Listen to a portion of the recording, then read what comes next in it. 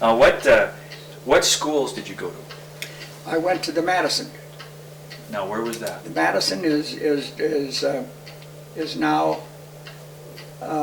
This is grade school? It was just a 1 to 6. Okay. 1 to 6, and it was on the corner of gee, I can't exactly say now. It was just across the track about 2 blocks east of Matt's Drive-In. You know where Matt's Drive-In on? Yes, I do. Well, just right from Matt, you could see the Madison School there, just east of that. Okay. We went to grade school from there to grade 6, and then from 6, 7, and 8 we went to Webster Garfield up on aluminum. Okay. On aluminum, yeah. And what clubs or societies have you belonged to? Well, I belong to the Democratic. In fact, Maureen O'Connor and I started the Democratic Club in about 1954. And then I was on the planning board. Well, I got pictures of all this here. I was on the planning board for about 20 years. What years did you end? What year did you get off? About 54 and 58. I think 54 on the planning board and 58 when we started the Democratic Club. So you got off the planning board in 74? I was on there for about 20 years. I was on the Democratic Club for about 16, I guess, or something like that. And then I belonged to the Toastmasters Club, the Lions Club, the Elks, the Democratic Club. You were involved with Butte Celebrations, weren't you? Oh yeah, I was 25 member of the Butte Celebration, and I was honored as being the parade chairman. What do they call that? Marshal. Marshal. I was the marshal for my 25th year retirement. Which parade? The 4th of July? 4th of July parade, yeah. And I collected,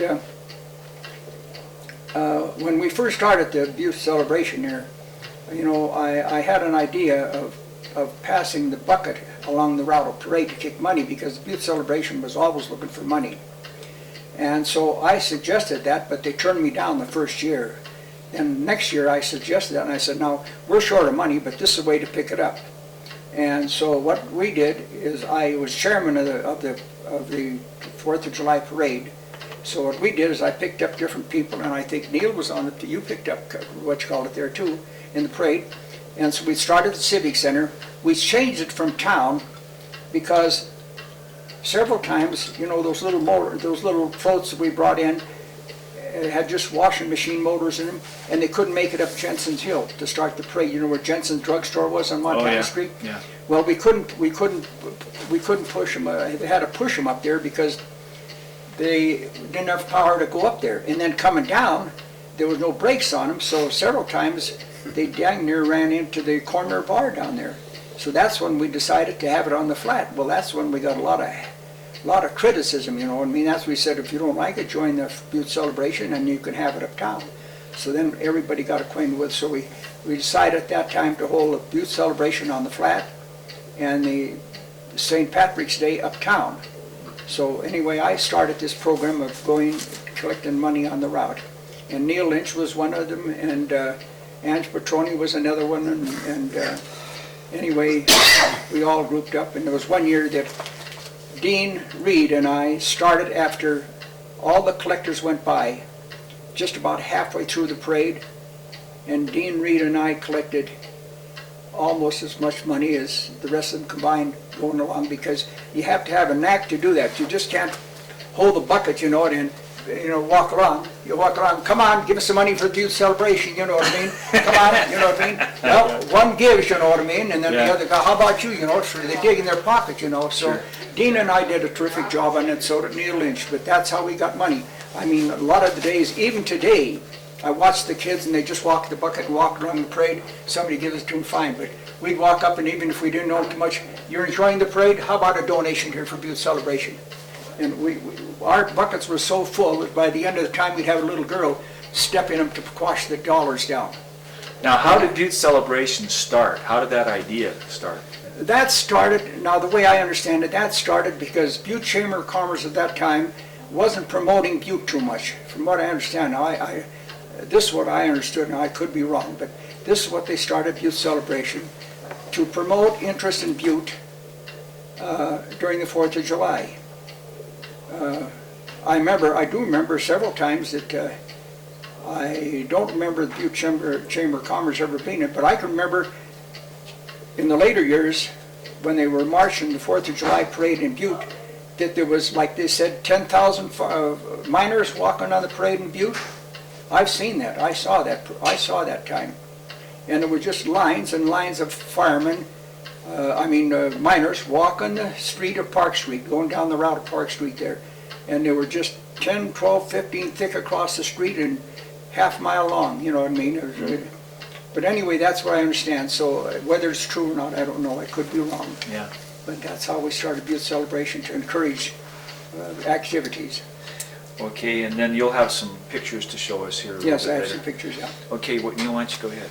Art, your dad came down to Meterville in the early 1900s, right? Right, 1902. And he had a bar in Meterville? He had a bar in Meterville. I'll show you a picture of it later. He had a bar and a boarding house. And what the boarding house did is, my mother worked there, and she had 3 maids, what they call maids, to help. Now this is on Lincoln Avenue? This is on 7 Lincoln Avenue. And what they did is they had boarders there. They would fix their lunch for the miners and have their breakfast and dinner for the miners there. And I think they had as high as 11 miners at one time. The saying was that one miner to get out of bed at 6 o'clock in the morning to have breakfast and go to work, and the other miner jump in his bed to get a day's sleep. That was the old saying. Did it work that way in that boarding house? Well, almost, you know what I mean, because the miners coming off shift were tired. They'd flop into bed, and that's all my wife and the 3 women did was wash clothes. And they had these old copper boilers and these long johns, you know what I mean, and they had the plungers, and they washed the clothes that way with a plumber's friend? With plumber's thread, right, that's right, yeah. And wash them and then get them cleaned, and that was almost work by one maid by herself doing that all the time, And now this bar, what was the name of it? it was just called Korn's Barn or the Boarding House. Now Lincoln Avenue ran perpendicular to Leatherwood, didn't it? Right. Okay. Now as you came through Meterville, you would turn right and go up Leatherwood, and you would go down and across the bridge, go across Silverbow Creek, and then Lincoln Avenue was the first street beyond Silverbow Creek. That's right. Going towards McQueen. Right. Okay. And Korn's Bar would be to the right there. That's right. There was an empty lot, and then there was Korn's Bar, right? Right. Mm-hmm. Do you know of any other structures around Lincoln Avenue? No, Was St. Anne's Church on Lincoln Avenue? I don't remember that either. But it was... I don't remember this because I wasn't born yet at that time. That's right. St. Anne, or not St. Anne's, but St. Helen's Church was built later than that. Later than that, yeah. But do you recall at all what else was on Lincoln Avenue? Can't recall anything else was on Lincoln Avenue that they told me about. Okay, now... Wait, I'll take it back. Yes, my dad and my mother talked about Brown. The Brown family lived on Lincoln Avenue. Oh. About 14 Lincoln Avenue, I guess. There's only, I think, 2 or 3 houses on Lincoln Avenue. Huh, okay. Now, then your dad moved to Idaho Falls? My dad moved to Idaho Falls and bought a ranch there Uh-huh. and worked there for some time. And then my brother, Art, he drowned in an irrigation ditch in Idaho Falls. So then my mother couldn't stand it when she crossed that bridge all the time. So she persuaded my dad to come back to Butte. So then my dad came back and brought 8 horses with him, farm horses with him. And then when he come to Butte, he bought one of those low dray wagons with the high seat and the low board, so how anything they could haul, you know what I mean, out of there. Kind of a delivery man, huh? Kind of delivery man, yeah. Picked up furniture, picked up anything he wanted to deliver, wheat and oats and grain. He delivered grapes.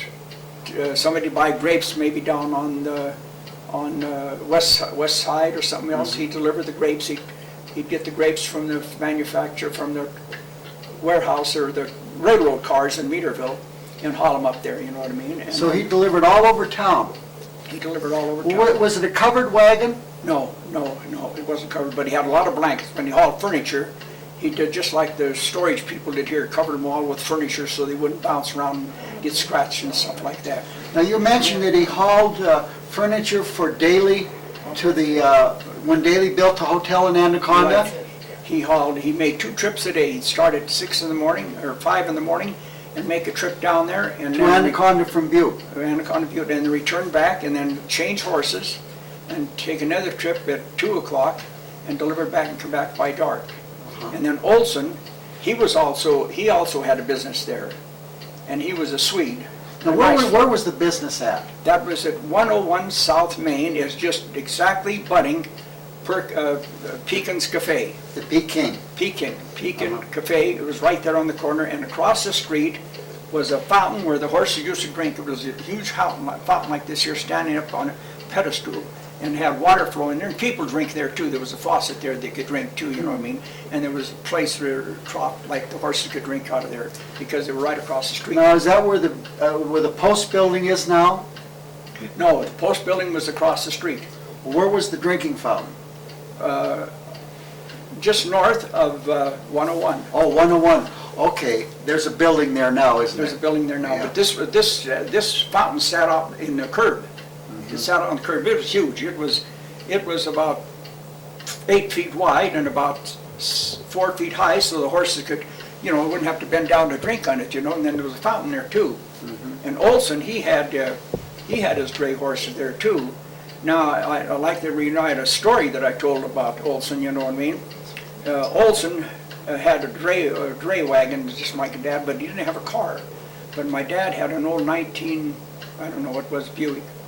And so Olson says to my dad one day, he said, Frank, he said, one of my horses, I got to get rid of one of my horses. He said, do you know who has any horses for sale? And my dad says, he said, yes, Mr. Buney up in Echo Park got a lot of horses. So he said, gee whiz, it's the only place you know, and that's the only place I know of any horses right here outside of Dillon and places like that. Gee, he said, I'd like to go. Frank says, well, my dad says, well, I'll take you up there, Mr. Olson. They were nice competitors, just like they're both in the same business, but whenever one was overloaded, you know what I mean, and needed help, why Olson would call my dad, and my dad would call him to give him the business too, and they split it. So anyway, my dad took him up to Buney's on Elk Park there, and he looked at the horses, and Olson says, my gosh, he said, that is a good horse over there. He said, big horse.